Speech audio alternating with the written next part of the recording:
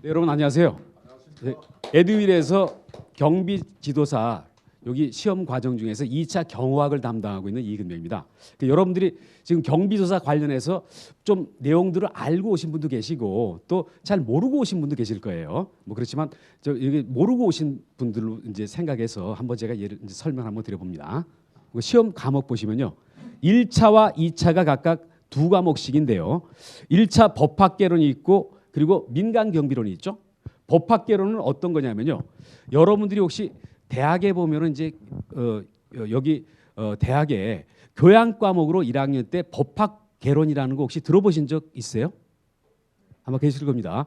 그 내용하고 거의 흡사한 흐름이라고 보시면 돼요. 그래서 법이 되게 여러 가지가 많이 나와요. 그래서 어떤 헌법도 나오고 형법도 나오고 민법도 나오고 또 형사소송, 민사소송 나오고요. 그리고 또 뭐 행정법도 나오고 또 뭐 사회보장법, 노동법도 나와요. 그런데 그 아주 깊이 들어가는 그런 법학의 내용은 아니에요. 어떻게 보면요, 어떤 교양인의 어떤 상식 정도 순이 아닌가, 그런 정도라는 얘기죠. 물론 뭐 일부 문제는 좀 깊게 들어가는 경우도 있어요.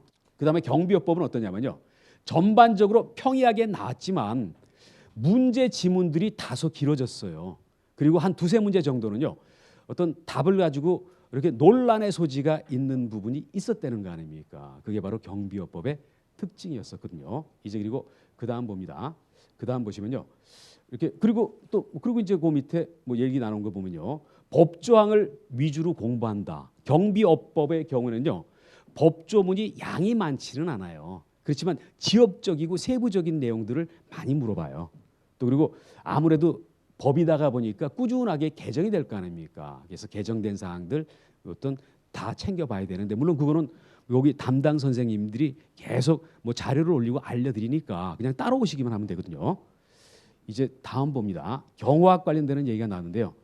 그 요번 시험 중에 시험 문제가 기존에 나왔던 시험보다 좀 일부 새로운 게 나왔었어요. 그래서 새로운 게 어떤 대학의 어떤 일부 교수가 자기 책에만 있는 게 조금 나온 적이 있었어요. 그래서 그리고 좀 깊이 물어보는 문제가 몇 문항 있었어요.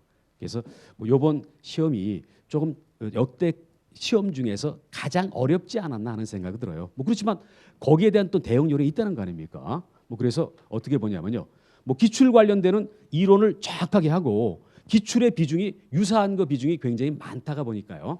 또 그리고 기본 이론 좀 응용해 가지고 사고력을 테스트하는 문제도 있었어요. 뭐 이런 거는 반복 학습을 통해서 또 극복될 수 있는 만한 그런 얘기라고 생각되거든요. 그러면 2차에서 고득점을 해야 되는데 어떻게 하면 고득점을 할 수 있는가? 그걸 한번 키워드 위주로 한번 얘기를 들어볼게요. 처음 보시면은 어떻게 얘기를 되냐면요, 일단 기출 문제하고 유사한 형태가 비중이 굉장히 높아요. 그러면 첫 번째 어떻게 얘기됐습니까?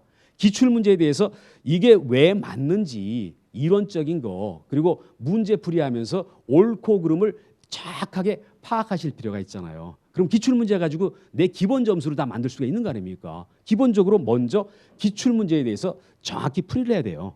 또 여러분이 공부하시다 보면 어떤 게 있냐면요, 쉽게 내가 그 내용을 이해하고 또 암기까지 되는 그런 내용이 있는가 하면은 어떤 부분은 어땠죠? 한번 강의 한번 듣고 책 봤을 때 이해가 안 되는 부분이 있을 수밖에 없어요. 그럼 일단 맨 처음에 공부할 때는 그걸 통과한다는 거죠. 그렇지만 두 번째 공부할 때는 어떻게 됩니까? 한번 거기에 대해서 다시 생각해보고 또 담당하고 있는 그런 선생님들한테 질문도 한번 해보고요. 또 그리고 또 암기도 어떠냐면요, 쉬운 암기가 있고 어려운 암기가 있어요. 쉬운 암기는 한 번 하면 잊어버리지도 않아요. 그런데 어려운 암기는 암기되지도 않고 암기했다가 잊어버려요.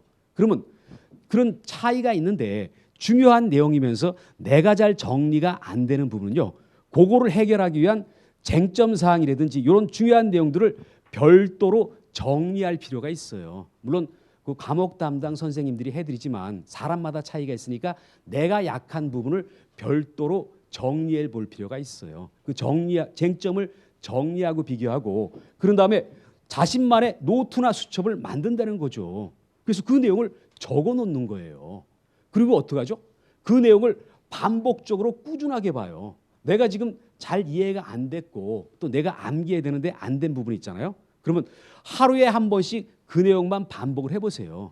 일주일 지나고 열흘 지나면요, 자연적으로 그 사안들이 해소가 된다는 거죠. 그래서 이렇게 정리하시는 게 맞는 얘기고, 또 공부하시다가 보면은 의문이 생기는 일이 생길 수 있는 거 아닙니까? 당연히. 그러면 가만히 있는 게 아니라 뭐 에듀윌에서 장점이 뭐냐면요, 질문을 할 수가 있다는 거죠. 그래서 그 질문 올릴 수가 있어서 답변이 들어가니까요, 그런 사람들은 뭐 바로 즉시 질문을 해서 그때그때 해소하는 게 가장 합리적이라고 봐요.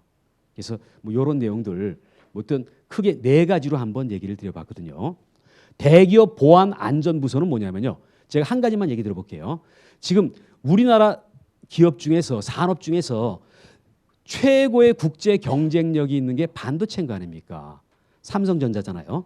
근데 문제는 뭐냐면요, 지금 중국 업체에서 우리나라 반도체 기술자하고 반도체 관련되는 기술을 훔쳐가려고 그러잖아요. 그 누가 지켜줍니까? 나라에서 못 지켜줘요. 삼성전자 내부에 보안부서가 있어요. 그 사람들은 삼성전자 직원이에요.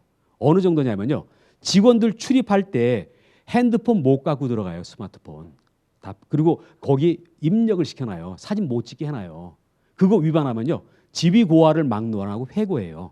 또 그리고 직원들에 대해서 꾸준히 감시를 해요. 또 핵심적인 요원들은요, 퇴근하고 난 다음에도 감시를 해요. 안 그러면은 중국 업체 사람하고 접촉할 거 아닙니까? 그리고 그 안에서 컴퓨터를 이용해 가지고 어떤 설계도 같은 거 복사를 못하게 해놨어요. 그래도 뚫고 하는 사람이 있을 수 있으니까 그런 거에 대해서 대비책을 어디서 세우냐면요, 삼성전자 안에 있는 보안부서에서 해요. 삼성전자만 그렇겠습니까? 우리가 지금 포항제철의 어떤 제강 능력이라든지 기술이 세계 최고급이에요. 거기도 그렇게 하고 있어요. 조선 관련되는 설계도나 기술자들도 어떤 유출을 하려고 그럴 거 아닙니까? 다른 분야에서 그런 기술자들이 유혹에 빠져요. 그런 사람을 누가 지키냐면요, 그 회사의 보안안전부서 요원들이 감시를 하고 있어요. 만약 감시가 없었다면요, 벌써 아마 우리나라 망했을 겁니다.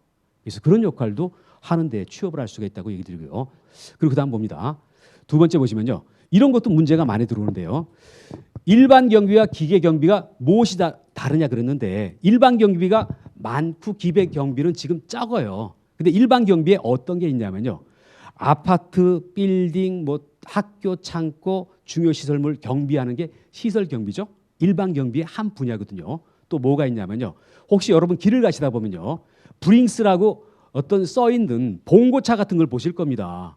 어디에 차를 세워놓냐면요, 현금 자동 지급기 앞에 차를 세워놔요. 운전석에 건장한 청년이 딱 하고 있어요. 그리고 건장한 청년 두 명이 현금 가방을 들고 현금 자동 지급기에 현금을 충전하는 걸 보실 겁니다. 그런 게 호송 경비인데 그것도 여기 일반 경비의 한 분야예요. 또 어떤 게 있냐면요, 보디가드 얘기 많이 들어보잖아요. 신변보호. 보디가드 신변보호하는 게 바로 일반 경비의 한 분야예요.